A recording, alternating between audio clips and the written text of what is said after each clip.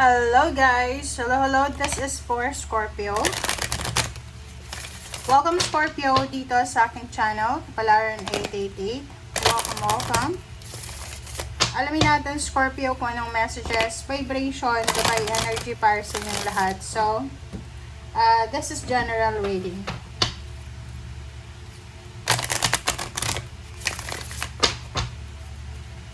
Okay.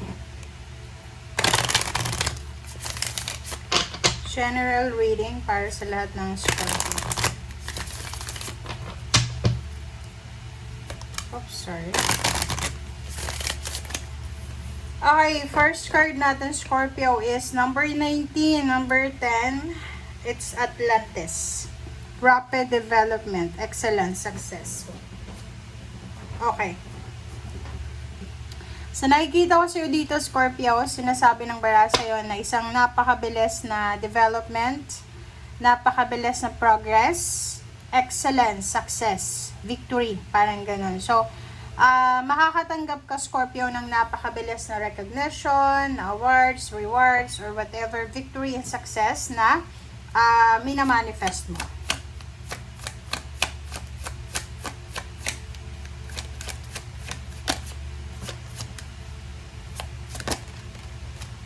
Okay, divine sensuality. So, nakikita ko dito na love life.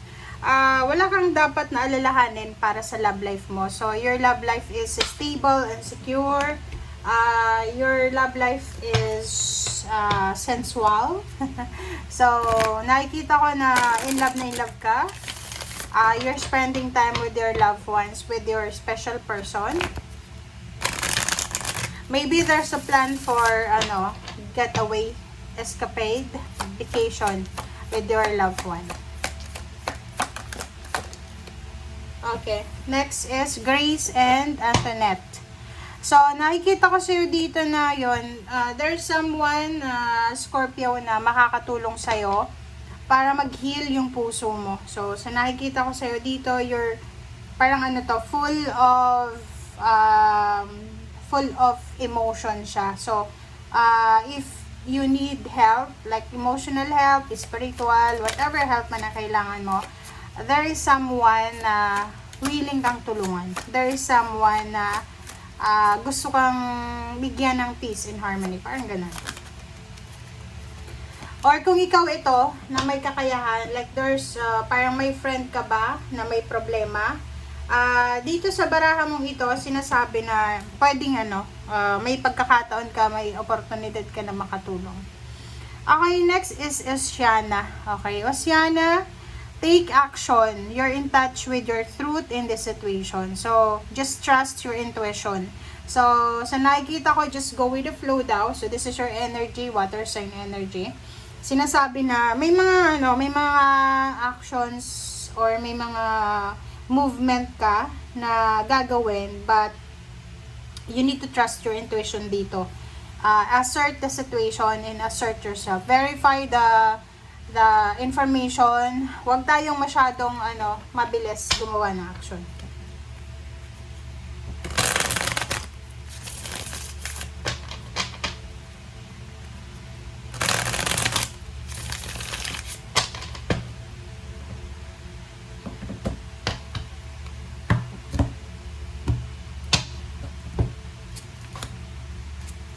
Okay, the moon and the tower. The moon and the tower. So nakikita ko sa'yo dito, the moon and the tower, there's a parang dito, merong mga Scorpio na medyo nag-aalala kayo. Meron kayong kinakatakutan. Like inner to hindi to sa labas. Hindi to sa labas. Wala kang kinakatakutan sa ibang tao, ganyan. Ang kinakatakutan mo is yung sarili mo. Natatakot ka sa magiging actions mo, sa magiging emotion mo. Ang nakikita ko dito, natatakot ka na bumagsak yung foundation mo. Like, magbago yung emotion. Bigla kang na-fall out of love. Mawalan ka ng interest sa trabaho. Bigla kang mag-resign, parang ganun. So, natatakot ka na yung binubuo mo sa ngayon, like you're like forming or you're anong tawag dito, cultivating, nagko-cultivate ka ng success mo ngayon, natatakot ka na baka hindi mo yan mapanindigan. na baka masira lang. Oh. Sabi ng baraha sa'yo dito, wag tayong magpadalos-dalos. Yun lang ang advice sa'yo ng baraha dito. Mag-iingat ka, Scorpio, kasi masyado kang aggressive. Ikaw yung sa mga zodiac signs na water sign na aggressive ka. Ang approach mo aggressive. Sabi ng baraha dyan sa'yo, like gusto mong ganito yon. Kung plano mong mag-resign sa trabaho, plano mong umalis, plano mong mag-travel, whatever plans man na meron ka, sabi ng baraha sa'yo, magdahan-dahan lang kayo. Okay? Slowly but surely. Magdahan-dahan kayo, huwag kayong magmamadali. Kasi sa nakikita ko sa'yo dito, nagmamadali kayo eh. Gusto nyong like mabilisan eh, parang mabilisan. Huwag kayong ganon kasi masisira yung diskarte nyo sa buhay, and then wala kang dapat na madaliin ngayon. Just go with the flow as a water sign ka. Mag-ano ka lang, kalma lang.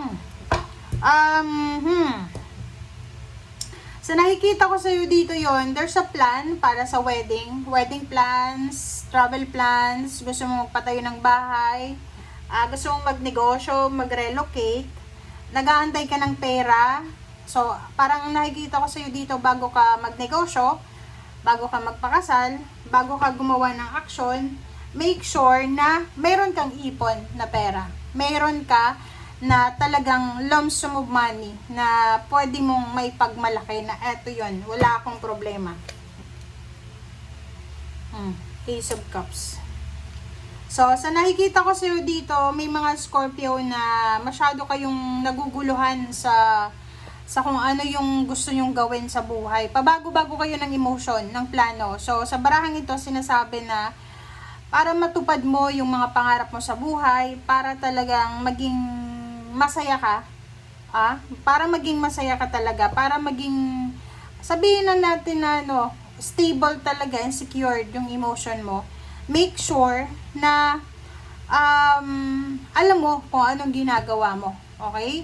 Like ganito yon, pag gumawa tayo ng actions na pinag-isipan natin yan, wala tayong ibang sisisihin kundi sarili lang natin. And take responsibility ng mga actions natin. Hindi natin pwedeng sisihin yung mga mistakes natin sa ibang tao. Okay, King of Wands and King of Pentacles. So, this is job and this is money. So, sa nakikita ko sa inyo dito, sinasabi ng baraha sa'yo na financially, you're strong, you are capable. So, ituloy mo lang kung anong ginagawa mo sa ngayon. Kasi may mga pangarap ka na siguro yung pangarap mo na to, may mga obstacle siya. Like, gusto mong pumunta ng ibang bansa. Kung nasa ibang bansa ka na, gusto mong mag-travel pa, gusto mong makapag-asawa ng secured na asawa, yung financially, mayroon siyang may pagmamalaki. So, sa nakikita ko sa'yo dito, may possibility sa future. Hindi pa to sa ngayon. Sa future to. So, there's a possibility na darating sa buhay mo in the near future na like contract signing, malaki yung sweldo na ino-offer sa'yo, maganda yung location kung saan ka magtatrabaho, maganda yung trabaho, mag-stable and secure, parang ganon. So, ang sinasabi ng baraha sa'yo dito na tulungan mo yung sarili mo. Huwag kang umasa sa ibang tao na like yung happiness mo like sa relationship guys, wag nating idepende yung happiness natin sa karelasyon natin. Okay?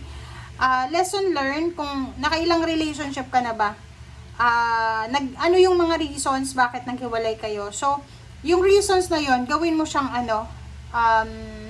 lesson. So, lesson siya. Reasons to lesson. So, gawin mo siyang leksyon na bit mo siya everyday, lalo kung may bago kang relationship. Sa trabaho, ganun din. Nakailang company ka na ba?